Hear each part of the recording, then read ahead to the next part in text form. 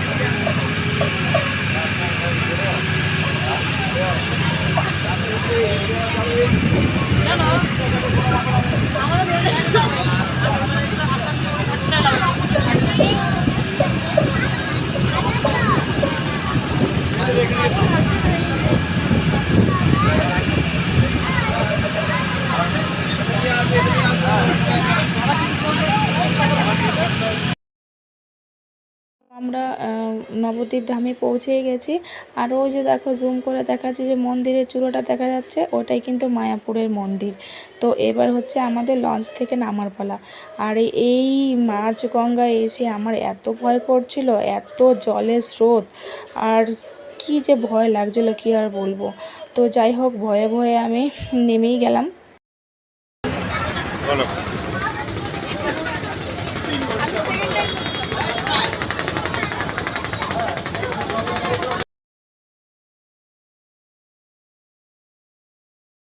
তো এখানটায় আমরা নবদ্বীপ ধামের লঞ্চ ঘাটে নেমে গেছি, আর এখানটায় তারপর নবদ্বীপ যে শহরটা আছে সেটাই দেখার জন্য যাচ্ছিলাম। কিন্তু আমার কিন্তু একদমই ভালো লাগেনি নবদ্বীপ শহরটা, মানে এত কেমন যেন, মানে এত নোংরা, আর খুব মানে কি বলবো, অগোছালো। তো বর এখানে একটা এটিএম খুঁজছিল, কোথাও আশেপাশে এটিএম পাচ্ছিল না। তো আমরা হাঁটতে হাঁটতে অনেকটা দূর এগিয়ে গেছিলাম।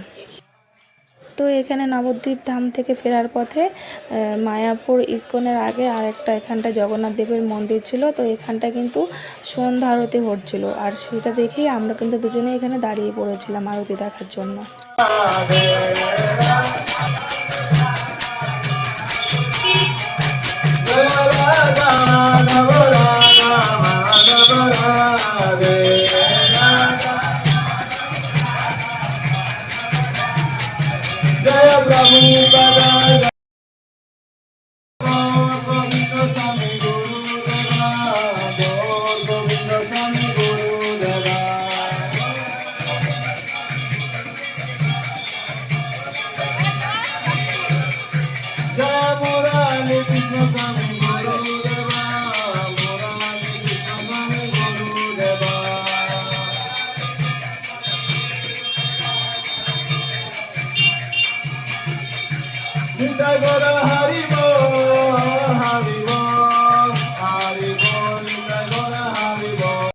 আমরা সেখান থেকে বেরিয়ে কিন্তু টোটো নিয়ে বেরিয়ে পড়েছিলাম মায়াপুর ইস্কনের দিকে যাওয়ার উদ্দেশ্যে। তো এটা হচ্ছে মায়াপুরের মানে পরিবেশ। এটা হচ্ছে মায়াপুরে দুদিক দিয়ে রাস্তার ধারে যে দোকান রয়েছে সেগুলো। আর সেখানে কিন্তু প্রচুর জিনিস দেখেছি, প্রচুর পুজোর সামগ্রীর জিনিস। তারপরে হচ্ছে তোমার ওই ঘাগরা চলি এসব কিন্তু ওখানটায় খুব সুন্দর সুন্দর ছিল। যদিও আমি কিনিনি, আমিও ওখানটায় গিয়েছিলাম মাত্র একদিনের জন্যই। আর আমি তো শাড়িই পরেছিলাম, তোমরা সবাই দেখেছো, তাই আর আমি কিনিনি। তো দেখো, তো আমরা মন্দিরের কাছাকাছি চলে এসেছি। ওই কতটুকু সময় লেগেছে আমাদের হোটেল থেকে টোটোতে করে 5 মিনিট লেগেছিল আর কি মন্দিরে পৌঁছোতে। আর এই মন্দিরের চারপাশে সন্ধ্যাকালের যে পরিবেশটা, সেটা কিন্তু খুব ভালো লাগছিল। মানে এত লোকের সমাগম, এত দর্শনার্থী দেখে মনটা কিন্তু সত্যি ভালো হয়ে যায়। আর মন্দিরের পরিবেশটাই তো এরকম যে সেখানে গেলেই মনটা একদম পবিত্র হয়ে যায়, ভালো হয়ে যায়, তাই না? তো দেখো, এইটা হচ্ছে মায়াপুরের মন্দির। কি সুন্দর না দেখতে। ভেতরে তো আরও সুন্দর পরিবেশ, আরও সুন্দর। মানে আমি দিনের বেলাও গেলাম, রাত্রিবেলাও গেলাম, সব সময় কিন্তু লোকজনের ভিড়, কোনো সময় কিন্তু ফাঁকা থাকে না। তো চলো, এবার আমরা তো টোটো থেকে নেমে গেছি, এবার তাহলে আমাদের মন্দিরের ভেতরে প্রবেশ করার পালা।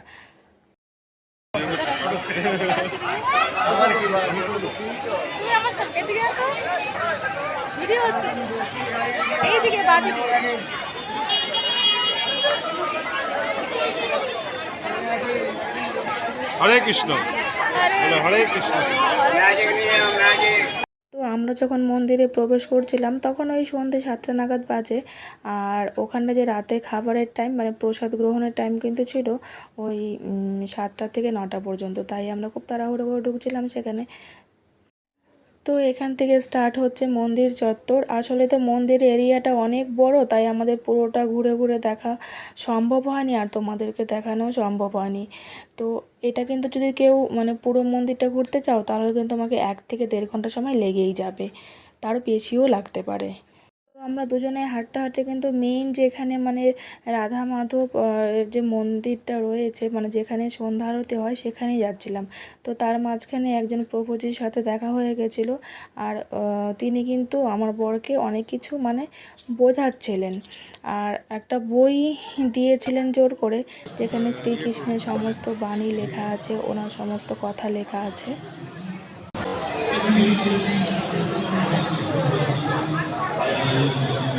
খুব ইন্টেলিজেন্ট। মায়াপুর আসছেন, দর্শন দিয়েছেন, যাচ্ছেন এখন প্রসাদ চাইছেন। প্রসাদ দুপুরে খেয়েছি। রাত্রে প্রসাদ অন্নদান কমপ্লেক্স ফ্রি প্রসাদ দিয়েছেন। আসি প্রতিদিন 3 বার ফ্রি প্রসাদ দিয়েছেন। অন্নদান কমপ্লেক্স যাবেন। কালকে বাজিয়েছিলাম দেখুন তারা অত নিরূপণ वो दिखते हाँ हाँ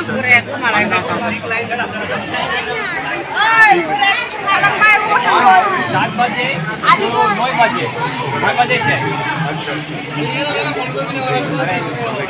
এখানে কিন্তু মন্দিরে ঢোকার আগে নিয়ম আছে, মানে তোমাকে জুতো, মোবাইল, ব্যাগ, পার্স সব কিছু জমা রেখে তারপরে তোমাকে মন্দিরে প্রবেশ করতে হবে, কারণ সেখানে কোনো রকম ফটো বা ভিডিও করা নিষিদ্ধ। তো সেগুলোই রাখতে কিন্তু আমি আরও যাচ্ছিলাম। তো আমরা সন্ধ্যা আরতি দেখে সেখান থেকে বেরিয়ে গিয়েছিলাম। আর সেটা কিন্তু তোমাদেরকে দেখানো সম্ভব হয়নি, কারণ সেটা কারোরই দেখানো সম্ভব নয়, কারণ সেখানে ভিডিও করা অ্যালাউ নয়। আর আমরা এখন যাচ্ছিলাম মানে রাতের খাবারের জন্য, মানে প্রসাদ গ্রহণের জন্য। সেখানেও গিয়ে দেখি প্রচণ্ড লাইন, প্রচুর ভিড়। আর এত বড় এরিয়া, আগেই বললাম, কোথায় কি জায়গা আছে না, প্রথম টাইমে গেলে মানে ফার্স্ট টাইমে গেলে একটু খুঁজে পাওয়া মুশকিল আছে। রাতের খাবারটা খাবো, মানে মহাপ্রসাদ আমরা কুপন কেটেছি,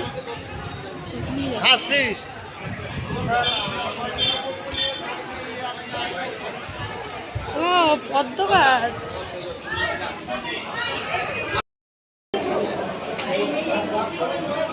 আমার 500 টাকা ওটার ভিতরে কি করবো? তো আমরা অনেকক্ষণ লাইনে দাঁড়ার পর ফাইনালি যেই রুমে প্রসাদ বিতরণ হচ্ছিলো সেই রুমে আমরা ঢুকে গেছি। আর লাইন কিন্তু অনেকটাই কমে এসেছিলো। এবার আমরা হচ্ছে খেতে বসবো। আর সেখানে 2 রকম খাবারের ব্যবস্থা ছিল, মানে যারা চেয়ার টেবিলে খেতে বসবে তাদেরকে তাদের সেলফ সার্ভিস, আর যারা নিচে বসে খাবে তাদেরকে সেখান থেকে প্রসাদ বিতরণ করা হবে। তো সেদিনকার রাতের খাবারে ছিল রাজমা, রুটি, ভাত, ডাল আর আলু পটলের তরকারি। তো সেই খেয়ে আমরা এখন বাইরে বেরিয়ে গেছিলাম হোটেলের উদ্দেশ্যে। তো এটা হচ্ছে পরের দিন সকালবেলা আমরা ব্যাগ প্যাটরা নিয়ে বেরিয়ে পড়েছি বাড়ি ফেরার উদ্দেশ্যে।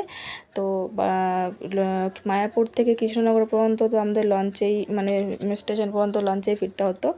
তো সেখানেই লঞ্চের জন্য অপেক্ষা করছি। আর সব মিলিয়ে মায়াপুর ভ্রমণ তো আমাদের ভালোই লাগলো। আর তোমাদের কেমন লাগলো অবশ্যই কমেন্টে জানিও। টাটা।